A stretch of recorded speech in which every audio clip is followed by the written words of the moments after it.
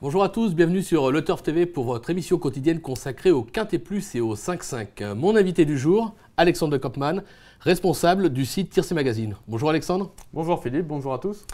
Alors, ce jeudi, direction Vincennes avec le Prix de la Nièvre, une épreuve pour chevaux de 7 à 10 ans sur les 2700 mètres grande piste de Vincennes.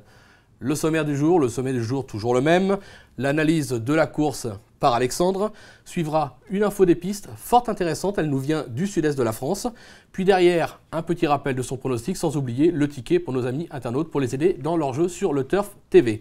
Alors Alexandre, on attaque l'entrée de jeu, vous avez joué le galon aujourd'hui, je vois qu'en tête deux juments, le 11 Reine-Hélène et le 16 Sissi du Morin. Le 11 Reine-Hélène, qu'est-ce qu'on peut en dire ?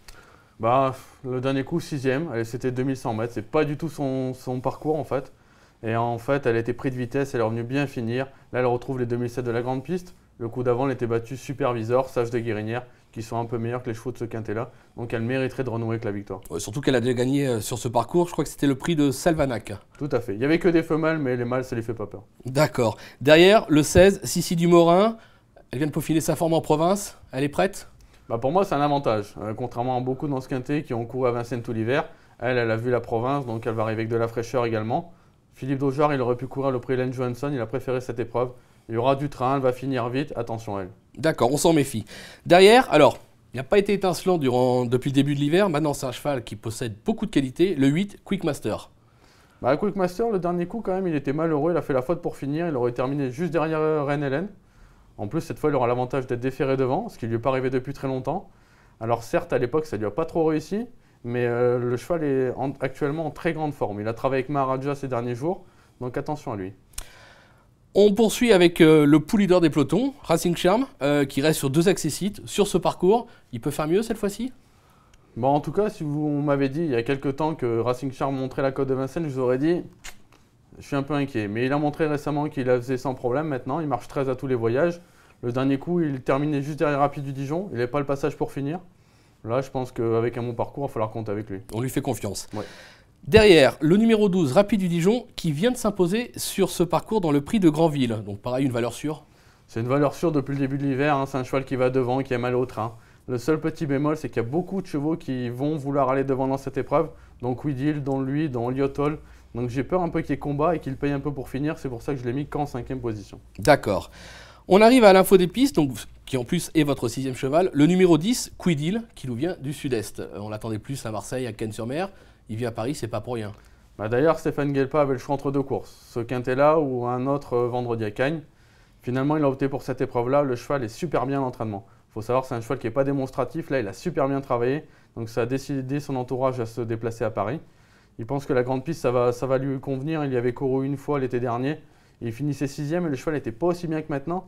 Là, ils sont remontés, ils sont chauds bouillants. Il va falloir s'en méfier. D'accord, on s'en méfie. Alors bon, derrière, le numéro 15, Ran Marellone, il vient de faire une superbe performance. Cette fois ferré, mais à la limite, ça ne change pas grand-chose. Pour bon nombre de chevaux, ça change beaucoup. Mais pour lui, c'est vrai qu'on l'a vu au mois de décembre. Je crois qu'il dominait bon nombre des chevaux qu'il affronte cette fois. Il était ferré. Il marchait 13,5. Moi, je l'ai vu samedi au 8. Le cheval, il avait la queue sur le dos, il volait. Donc, il est en super forme. Je pense que s'il y a un wagon de 3 qui se fait en montant, il va le prendre, il va encore bien finir. Surtout que c'est un cheval qui est capable d'attendre, mais aussi capable d'aller devant. Il a déjà gagné en allant devant. Ouais, mais en fait, ces derniers temps, Michel Lenore préfère pas le démarrer et faire venir de derrière. Il est meilleur comme ça, donc je pense qu'il va adopter cette tactique-là. D'accord. Et pour conclure, votre 8e, alors, c'est une petite course de rentrée. Le 17, Krangel, valeur intrinsèque, on en est sûr. Maintenant, il est prêt ou pas ? C'est un petit cheval, donc il se prépare très vite. Son entourage a coché cette épreuve dans le calendrier depuis quelques temps.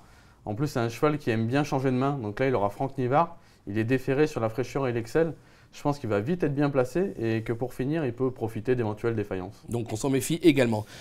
Alexandre, je pense qu'il est temps de faire un petit rappel de votre pronostic avec, je crois, quelques regrets.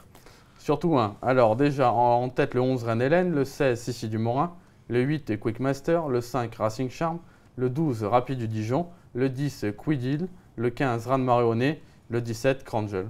Quant à vos regrets ? Mon regret, surtout le 2 Richmond Park, en dernier lieu malheureux. Il n'a plus à faire ses preuves cet hiver sur la grande piste de Vincennes. Maintenant, Dominique Lochneux a préféré driver un autre cheval que lui. Donc finalement, je l'ai abandonné aussi. Je sais que vous avez aussi comme regret le 4 Ravello et le 3 Elliott Hall. Maintenant, on ne peut pas tous les mettre, il faut faire des choix. Oui. Mais je crois que vous les avez glissés dans votre jeu. Justement, parlant de jeu, un petit conseil pour nos amis internautes. Qu'est-ce qu'on joue au 5-5 ? Eh ben, confiance à la jante féminine avec 2 chevaux de base, donc le 11, le 16. Derrière, donc, on va mettre plusieurs chevaux, le 8, le 5, le 12, le 10, le 15, le 17, le 2, le 4 et le 3 qui sont mes regrets. En flexi à 25%, ça coûte 21 €, donc un jeu assez intéressant. Oui, parce que ça peut être rémunérateur dans une course aussi ouverte avec des cotes. On peut s'attendre à avoir des gros rapports comme en ce moment au 5-5 sur le turf.fr. Écoutez Alexandre, je pense qu'on a à peu près tout dit, ou presque. L'essentiel est fait. Je vous remercie. Je vous dis à très vite sur le Turf TV. Merci à vous et à bientôt. Au revoir. Au revoir.